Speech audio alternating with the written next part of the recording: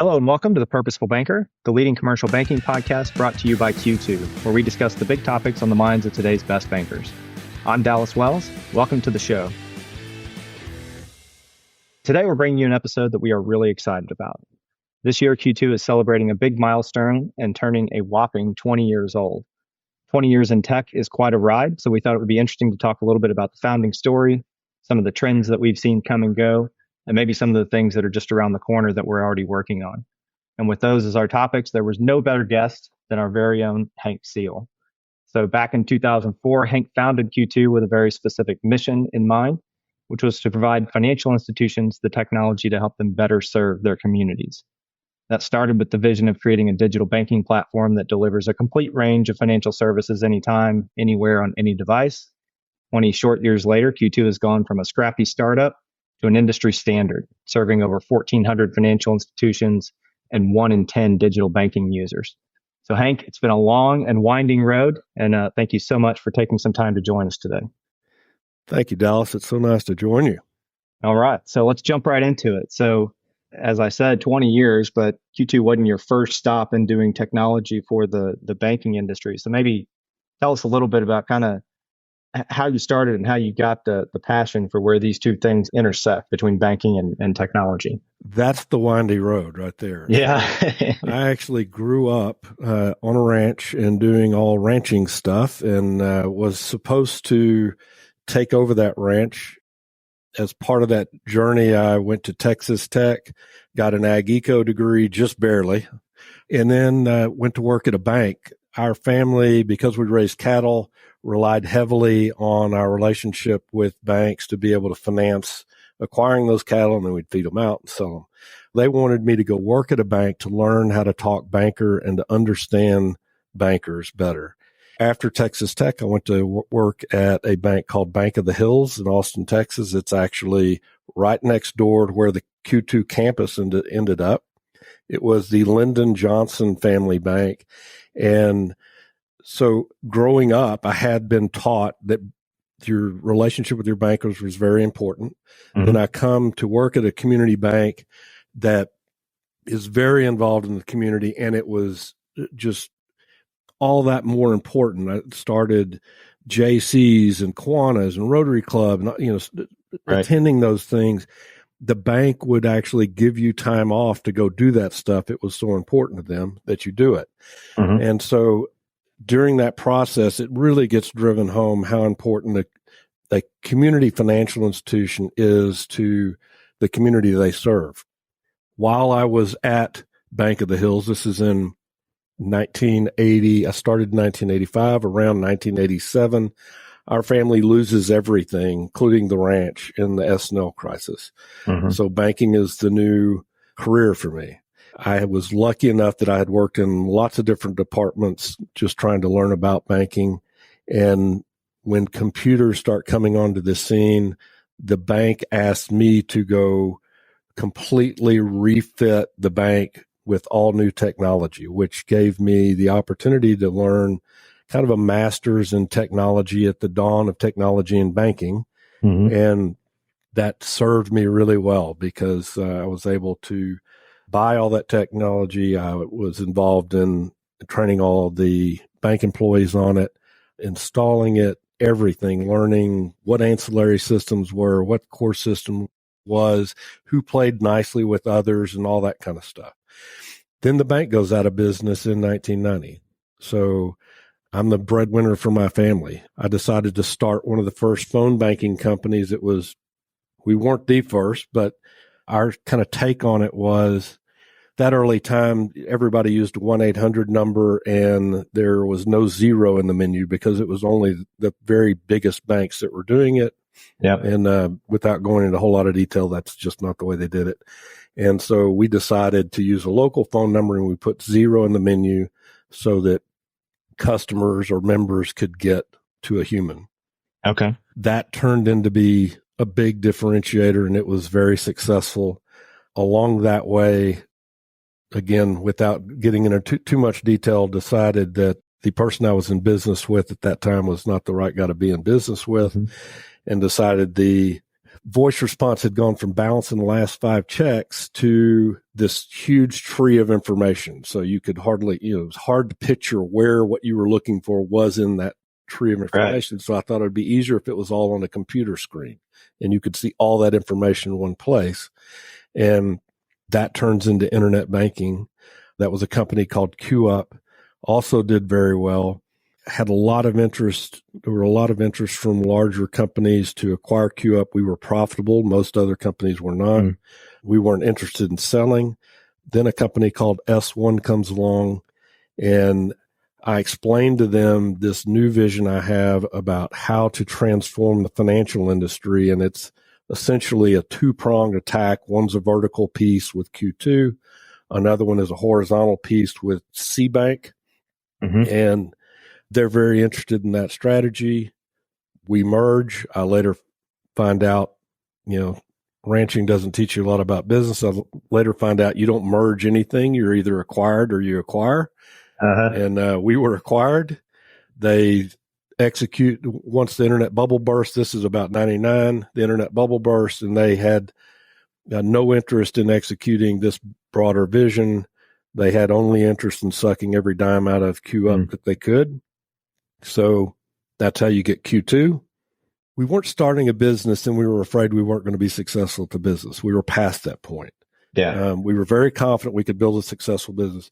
What we were trying to do at this point is we're trying to change the financial industry for the benefit of end consumers and the financial institutions that serve them.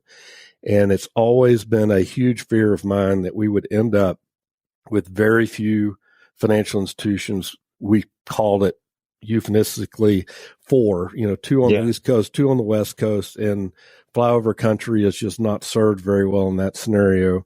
That's been our driving force ever since. And Q2 was to change some major things like real estate as part of the business model. So back then, Bank of America, and I don't even think it was called Bank of America way back then, but had 10,000 branches, 17,000 ATMs, and we look at it and how does a bank with very few branches or ATMs compete with that?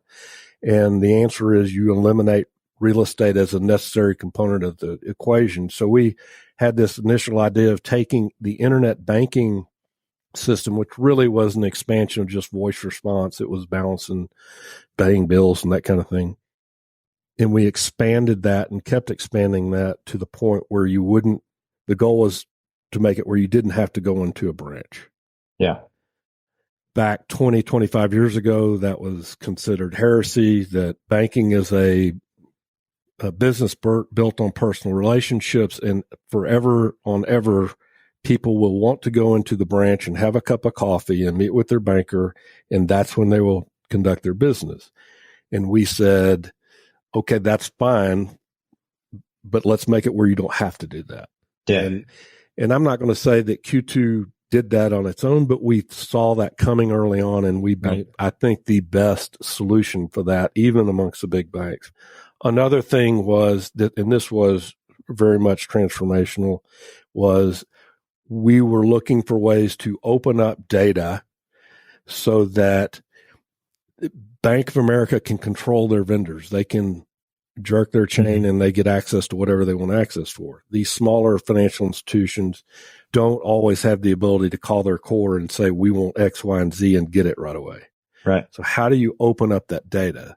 One of our answers was to go buy a core and have a different model, and that is Helix and Fabric and all that. But also another part of that strategy is the SDK and innovation studios.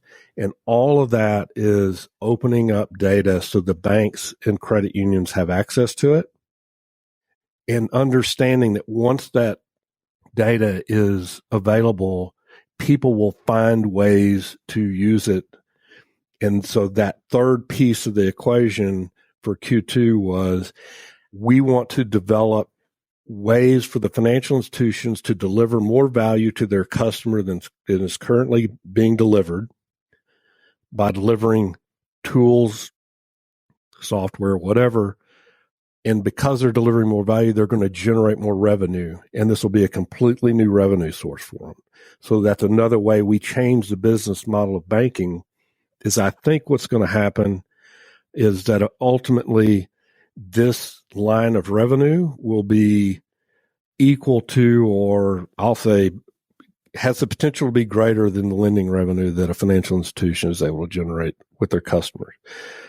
Think of it as convenience store and gas, the classic example where gas stations used to make all their money selling gas, and somebody comes along and figures out that people will pay more for a candy bar than they will gas. And now they're in the chips and lottery ticket business instead of gas. Exactly. So I'm not saying banks will be in the chips and lottery business, but they will be in a business where they can provide tools to businesses and individuals to help make their life better. Mm-hmm. And it's coming very fast. I think Innovation Studios, they now have, last time I checked, over 20 financial institutions generating 50% or more of the revenue of what they pay Q2. That means Q2 is half as expensive to them as it used to be. And Q2 is the most expensive product out there because it's the best. Mm-hmm. And what we've done is we found a creative way to bring that cost down and I think reinvent the business of banking for those banks that choose to, and credit unions who choose to embrace that strategy. Yeah. Lots of things we can dig into there. The first one that kind of jumps out, you described going to work at a bank in the mid 80s. I got into the business in the early 2000s. Those business models looked exactly the same, right? Which is community banking and you're going to the Kiwanis meetings and the Chamber of Commerce and playing in the charity golf tournaments and all those things. But in the meantime, the other thread of that story is the technology is evolving. And so you have this very people and relationship centric business, but the actual transacting of that business is moving now into these digital channels. And I think that's been an interesting thing for banks and credit unions to try to navigate, is to hang on to that sort of personalized face-to-face part of business and part of like handling people's money, right? And earning that trust and all those things that go along with that. But having to do it now in this kind of abstracted digital world. So you mentioned some of the technical parts of I think trying to overcome that, but where do you see that going, right? How do banks kind of keep leaning into this digital world without losing that human element that's clearly such an important part of it? And if you'll look at everything that Q2 and CBank have done, have all been with an eye of preserving what makes that personal side of banking. We've preserved the ability to do that. And these tools are meant to take away the impersonal, or you don't want to do a million balance inquiries. What's my balance this morning? That's not getting you anywhere, not very far. Where I think this is, you did ask the question, where do I think this is going, correct? Mm-hmm. So I think that the tools that are coming on board out there, you've got, of course, AI, which is kind of like saying you use a computer. So AI is just a tool. All those things are a new generation of tools, technology that I believe are going to be easier for the loan officer, for example, to be calling on a business, understand what the problems of that business are, and either develop or allow for the interface for that business owner to develop tools that connect directly to the bank. I think that's within 2 or 3 years from now. The workforce in banking changes, and I believe the personal skills and the listening skills and those kind of things become very, very important, because the technological skills necessary to create and utilize these tools is coming down really, really quickly. Yeah. And I'm not a technology, people think I'm some kind of technology buff. I can barely turn on a computer. I can tell you that these tools are just about simple enough for me to create workflows. I think that's going to completely change not just the nature of banking, but all businesses, because I believe each of us will become a problem solver in our own business, and we will not have to rely on monolithic companies to deliver us huge blocks of code, of which we only use 10 to 20% of. Sort of in there is this, back when it was such a real estate centric business, the way a community institution could sort of be small and nimble and relationship specific was very local, right? It's like you were the bank in town. And so that's what a community institution was. That was your community, was the city limits. And now a community can be kind of anything you want to shape that community around. So we see banks that are specializing by industry and specializing by what are some of the interests of their members, what are the charitable causes that they care about, what's the sports team that they like. Anything that shapes a community, you can build a very targeted relationship around that. And I think you said it well. The technology is just sort of a means to an end to that kind of personalized approach to it. Obviously, we're very focused on the financial industry. Bank and credit union professionals, every single person in that financial institution is going to have the ability to solve problems that they have without relying on a gateway of having to go figure out which technology vendor they're going to use, or relying on a programmer with a very specific set of skills. I think all of that is going to shift, and I don't know to what extent. And also maybe removing some of the constraints. I'm going to take you back to, you mentioned it along the way, but back to the creation of Innovation Studio inside of Q2. And so Innovation Studio has a couple of kind of buckets, but the overall idea was to open up the platform and really remove Q2 from being the bottleneck in the process, right? We only have so many engineers and so many hours to spend writing code. So we open it up such that a financial institution can kind of build their own solution. There's partners that can come and build things. And so now the number of active developers has exploded. And what's really interesting is we now, if you just kind of measure it by like size of the code base, right? That's growing much faster now, kind of outside of the walls of Q2 than it is inside the walls, which is the magic of it. That was exactly the design and the hope. Yeah. You don't know it's going to happen. I mean, 20 years ago, if we brought up opening up the data, people would have a cow. Oh yeah. Yeah. So it's taken a while to get here. And I think about transition points in the business and it had less to do with the technology and more to do with the people, both inside of Q2 and inside of the financial institutions. You're going down a path, and it's very hard to get people to jump ahead on the path. It doesn't matter how good it sounds and how great the destination looks. There's still a growth that you have to go through to get there, and there's just not much you can do other than lay it out. And we've been laying it out for, now 20 years. Yeah. Yeah. How about that?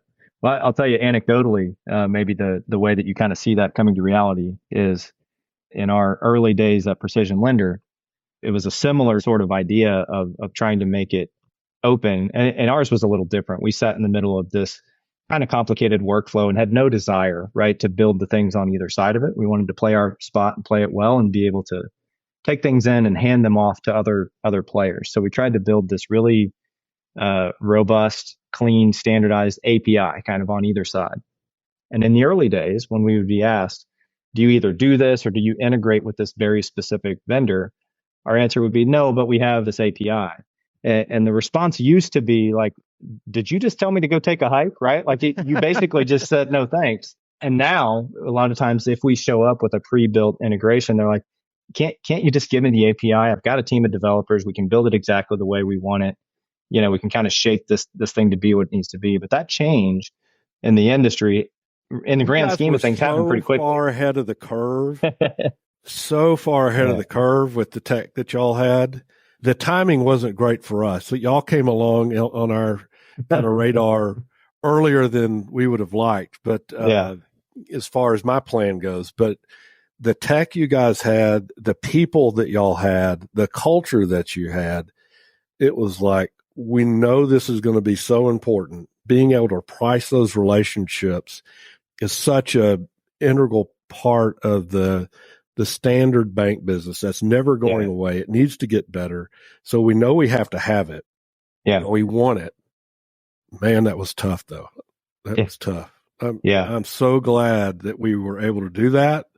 And it felt really like God just put his hand on that deal to get us together, because it was so far out of the range of probability that we were ever going to be able to afford you, to get you, all that. And it all lined up. Yeah. It was, really feel blessed to have been able to do that.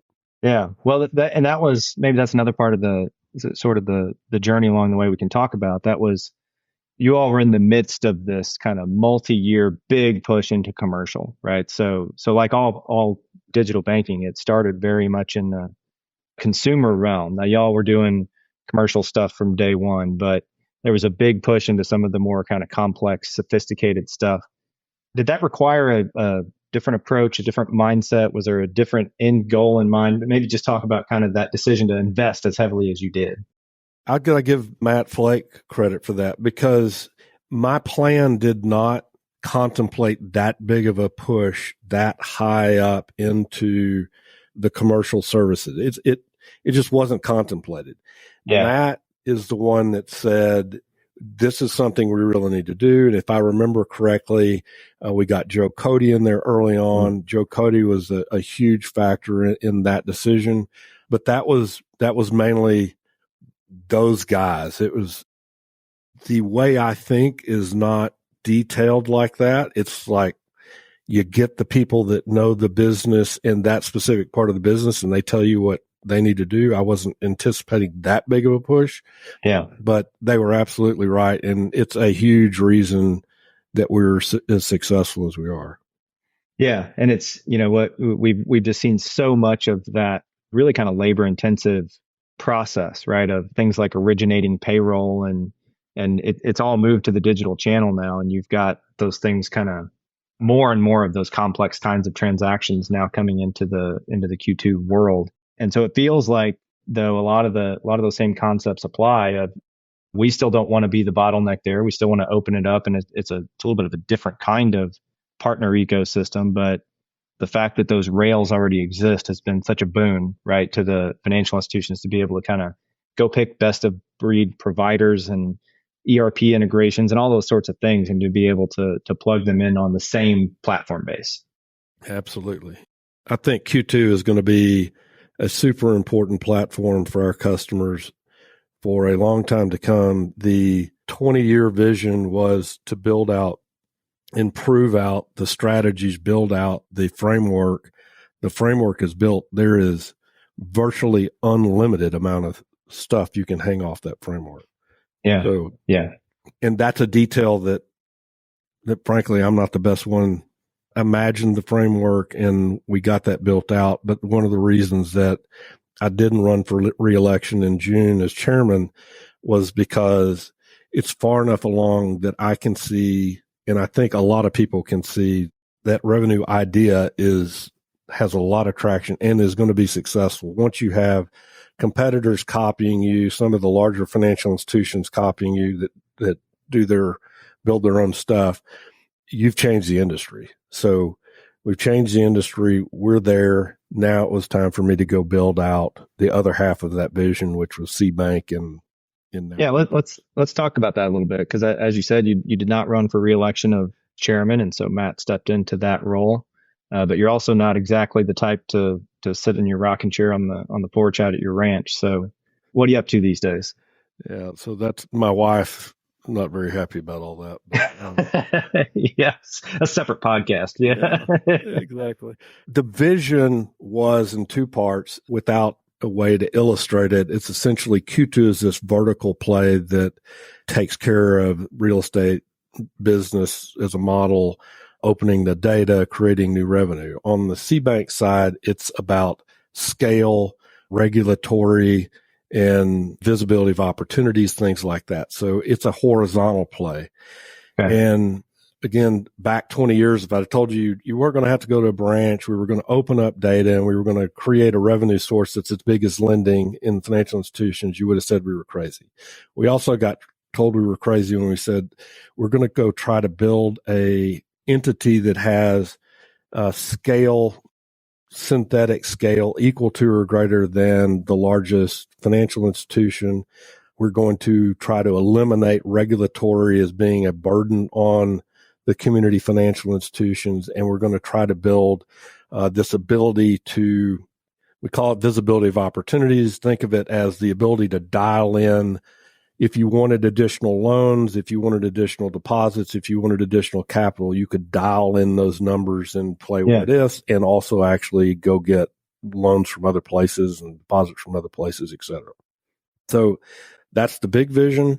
CBank's been in business for about 14 years. It's been financed by me the whole way. There's banks, credit unions have never paid a subscription fee or anything for that. We didn't know exactly how we were going to accomplish these big goals.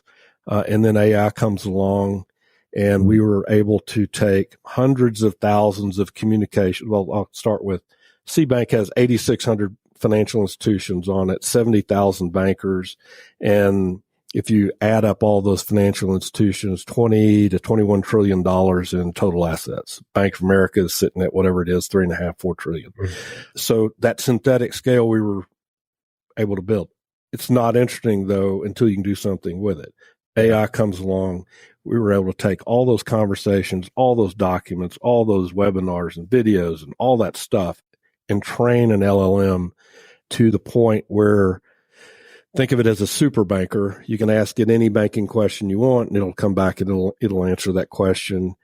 And we upload the bank's policies and procedures, and we'll do a lot more than that, but policies and procedures. And now we can answer any question down to the level of specifically according to how your bank would answer that question. And then the other kind of use case right now is we monitor all the federal and state sites. And if there is a reg change, we will make that change to all of the policies and procedures that reg touches in your financial institution.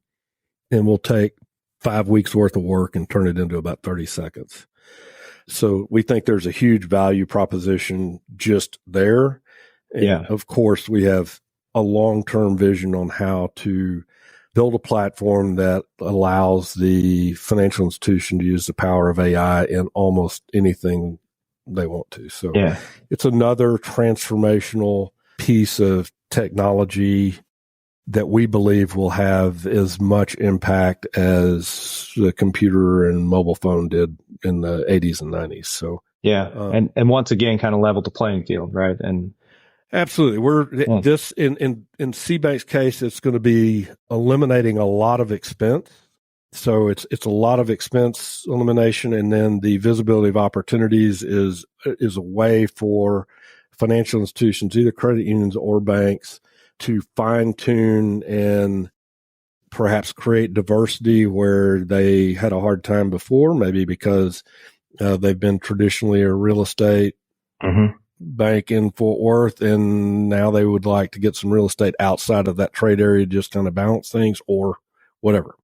That's the goal, and it's a whole lot of fun. It's just, the ability to help these financial institutions and the people that they serve ultimately, right? It's if you enjoy charity work, if you enjoy helping people, to know that you're building stuff to help these banks and credit unions help mom and pop shops get stood up, to help people get their first home, to help people get the cars that they then drive around and maybe they're delivering pizzas. It doesn't matter.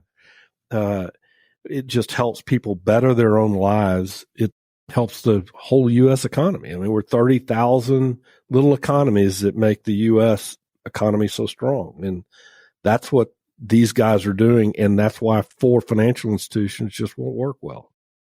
So that's a little bit of what you talked about from the stage earlier this summer at Connect. So you talked to customers, a lot of these folks that you've known now for a couple decades and been on an exciting and meaningful journey with them. So maybe to wrap up, just kind of share with us what that's meant to you personally, just to kind of see that impact and see that what was an idea now come to fruition across an audience of that size and that diverse. From a personal perspective, and I don't know that I've talked about this much. I know I haven't talked about this much, but you asked a direct question. So 20 years ago, and this is going to sound odd to people, but I believe God put a vision in my head, and I woke up with it and I drew it out. And I'm just a guy that used to dig post holes and work cows, and there's barely got an ag eco degree. So there's absolutely no plausible reason how I could have a vision of what this stuff is going to look like 20 years ago. And I believe that for me personally, it's been such a huge affirmation of my faith to just do what he tells me to do. And it has worked out. I don't think anybody could argue is worked out exactly the way we said it would work out 20 years later, 20 years ahead of time. How many people we have been able to help that have benefited from this foray, not just employees, not just charities, but again, all those people in all those communities, the banks that we help, the credit unions that we help. It's such a feeling of satisfaction that if it rivals watching your kids grow up, and that satisfaction of that, enormously fulfilling. The reason that it has nothing to do with money. If you're doing it right, you're giving all that away anyway. So anyway, it's just tremendously fulfilling, and all the glory to God, because Lord knows it ain't me. Well, Hank, that's a powerful testimony, and we share all the time that mission statement that you created 20 years ago and that we've leaned into, and we try to tell people, like, we're not kidding with this stuff, right? Like this is what it was built around. It's just, just how, a bunch of knuckleheads get together and do the right thing. Yeah. Why are we showing up to do this? And you got to have an important why. So anyway, it's an honor for me to be along as kind of a part of this journey towards this end of it for you. And so appreciate that first and foremost. And of course, for taking the time to talk some history with us today, and also kind of what's next. So appreciate the time today, Hank. Such an honor to be able to do it. And thank you so much for having me on. And God bless Q2. God bless our customers, and wish everybody the best. All right. Amen to that. Thank you. Thank you, Hank. And thanks to everybody else for listening to this week's episode of The Purposeful Banker. If you want to catch more episodes, please subscribe to the show wherever you like to listen, including Apple Podcasts, Spotify, Stitcher, and iHeartRadio. As always, we'd love to hear what you think in the comments, and you can learn more about the company behind the content by visiting q2.com. Till next time, this is Dallas Wells, and you've been listening to The Purposeful Banker.